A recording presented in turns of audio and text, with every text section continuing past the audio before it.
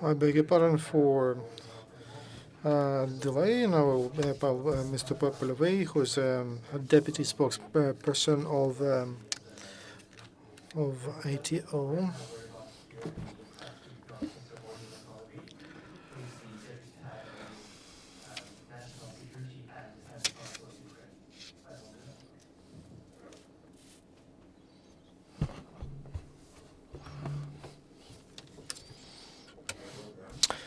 Good afternoon. The situation in ATO area is still hard. In all the directions of ATO terrorists, in all directions they used artillery many times, mortars, tanks, and ground system, in order to change the line of separation for their own advantage. But terrorists everywhere get a very powerful answer from Ukrainian military men. The most difficult situation is in near Debaltseve promontory. Terrorists are trying to get the territory near Uglerisk, Sanzharivka, and Nizhny Lozove, Artemivsky district of Donetsk region. Near Fastivka, terrorists on foot tanks and a car attacked a Ukrainian checkpoint. Our military men fought back and also destroyed one tank and that truck. Then these bandits withdrew, but they continued to shell from mortars upon that checkpoint. It's not calm in Mariupol and Kramatorsk directions. Terrorists stormed checkpoints of ATO near Sokilniki, Novodar district, and near town Chernuhino and Mius, Popasna district of Luhansk region. All attacks of militants were fought off near Krymsk. Militants were trying to storm the positions of one of units of Operational Command North. Because of fire, the enemy had big losses, and they fought off them again. And the efficiency of militants was reduced to minimum. Losses of the enemy, one mortar together with the crew. With the team, the number of killed militants are not clear yet. From Russian Federation, they received one more humanitarian convoy, according to the statement of the Ministry of Emergency of Russia, to Donbass. Half of 1,000 tons, 1,500 tons arrived, and 55 to Donetsk and 90 to Luhansk trucks. Russia violates international law. At the moment of arrival of humanitarian convoy to Donetsk checkpoint on territory of Russian Federation, representatives of the International Committee of Red Cross, they were absent. Representatives of border guards and fiscal service of Ukraine, fiscal service only visually observed the cargo. We would like to remind that many times militants became more active, and there were more shelling upon ATO forces right after those humanitarian convoys. During the last day, because of the battles, we lost 13 military men and 20 were wounded. Ukraine is not leaving our soldiers in trouble. Security Service and police, they liberated 5 Ukrainian military men who were taken hostage by militants. 2 of them soldiers from the 51st Mechanized Brigade and 3 volunteers from Donbass Battalion. At the same time, terrorists continue terror against civilians, local population of Donbass. Yesterday, because of artillery shot by terrorists in Debaltseve, a local civilian died. On the 30th of January, in Artemivsky and Makarova, 3 civilians were wounded because of shelling of militants. Militants also attacked using grad on TPP and Shasta. They destroyed the workshop of with a converter. So now there is no heat in the city. In Donetsk region, in Avdiivka and Debaltseve, there is no centralized water, electricity, and heat supply, and also gas supplies to Avdiivka. In order to join the militants who had losses, big losses recently, terrorists on occupied territories, so they organized a so-called mobilization of local people. First of all, among criminals. Ukrainian rescuers organize evacuation and the movement of civilians from pre-front towns and cities. Yesterday, rescue groups took away 1,000 people, including children and elders, who cannot move by themselves from Debaltseve. And from Avdiivka, by 3 buses, they evacuated 60 more people. In general, because of the worsening of the situation in 80 areas since 28 to 30 of January from Avdiivka, Debaltseve, Svetlodarsk, they transported 956 people, including 161 child. Also from Shastia and Luhansk region, rescuers took 28 children to Severodonetsk. From Troitsky Popasna district, they moved 62 people, including 10 children. Unfortunately, because of constant shelling of militants and the threat to the life of people, the process of movement is very difficult. Ukraine is putting all the efforts to help towns who are under shelling of terrorists and Russian mercenaries. On the 30th of January in Debaltseve, rescuers delivered six tons of drinking water, and they handed out warm things and food packages. They handed out more than 4.5 thousand breads, and in Mariupol they delivered technical water, 2.5 tons to Schidne district, which was destroyed by terrorists, and also to the local hospital. Also during the last day to Mariupol, we delivered 16 trucks of humanitarian aid from 8 Ukrainian cities, among the cargo, food, warm things, construction materials, glass, cement, wood boards. Through Ukraine, we have entered terrorist measures. Yesterday in Mariupol, during the search on the territory of one workshops, they found 3 Kalashnikov gun Makarov and 252 cartridges for different weapons. And a local person from the city, he preserved it there.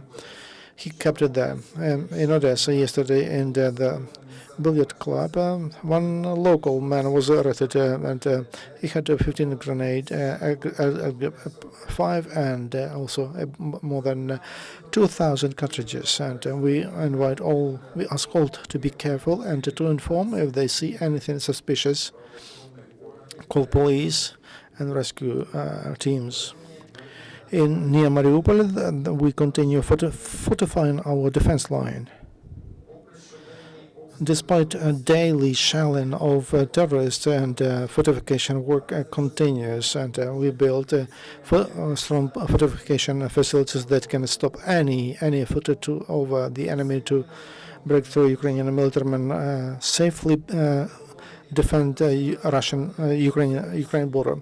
Border guards and national guards, they work on Pridnestrovia Transnistria border. Units from 2 agencies that will prevent military provocations of illegal movement of weaponry, means of terror and other prohibited items. They arrested already infiltrators and people who were in the search, who were wanted by police. And we have the fourth wave of partial mobilization to the Academy of Land Forces of Hetman Sadashist. Several hundreds of mobilized citizens arrived in Lviv region. They will be trained on the biggest training field for land forces in Europe. mobilized. They served already. The training course is meant for 26 days of active trainings. 80% of the time will be dedicated to practical training with weapons, communication means, and means of collective attack. Officers of reserve in the reserve, they will have to practice again how to run their personnel. In addition to food and other support, military men get bank credit cards, and since they receive their salary to those bank accounts. Yesterday in Odessa, military commission committee, there was a ceremony to send about 100 people who were the first mobilized to the armed forces of Ukraine. During 3 months from Odessa, they will mobilize about 3,000 and 200 equipment units of equipment.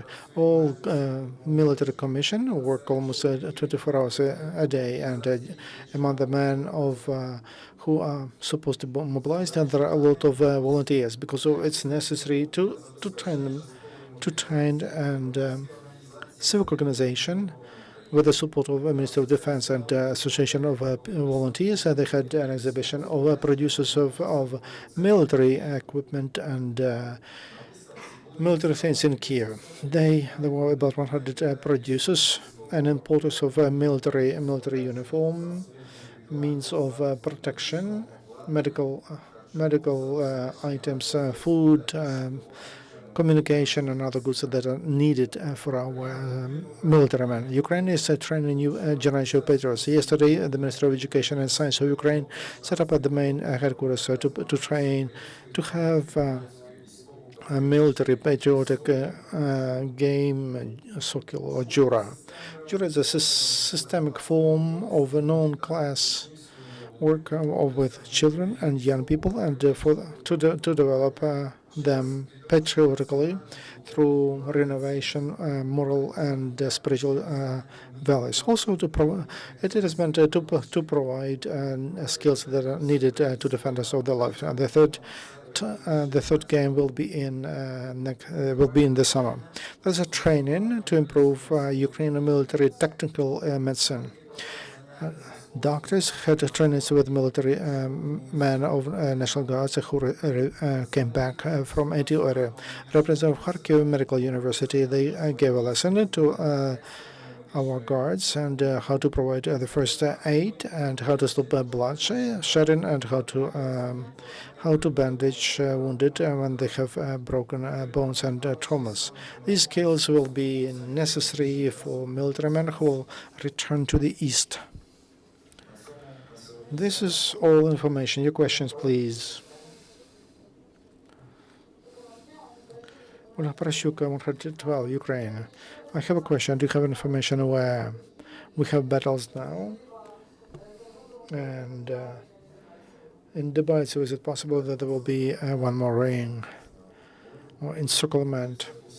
There are battles along the whole line of separation with Ukrainian military men and illegal military formations, and also there is I have a list of 35 towns.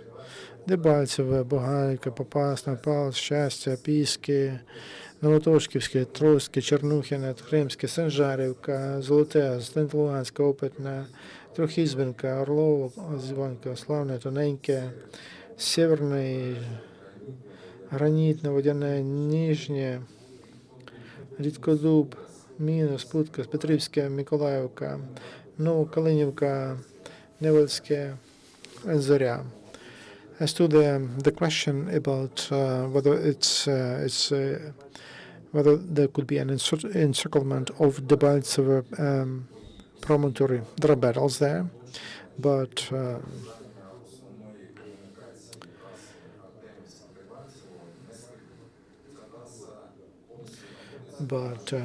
encirclement is not something possible. And there's a highway there, and we have all the forces there that are necessary to control the situation. Channel 5. explained. Battalion Azov on the Facebook page, they informed that armed forces of Ukraine left Ulhirsk, and the town is controlled by militants. What do you say to that? Ulhirsk is on the right flank of the positions of our military men near the Baltsovo promontory.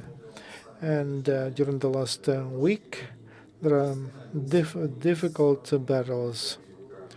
A part of Ulhirsk is under the control of militants, and so the line goes through that city. So our armed forces have not left the city. Because of intensive battles in that region, concrete information about the location of our military men, we don't provide that information. And also there is information that Semenchenko was wounded and also got into an accident. Do you know anything about that? Thank you very much about that. I don't know. I don't know whether there was an accident and then shell shock, or so I don't know anything about the MP you mentioned. Thank you very much. And the next briefing will be tomorrow at 9 o'clock by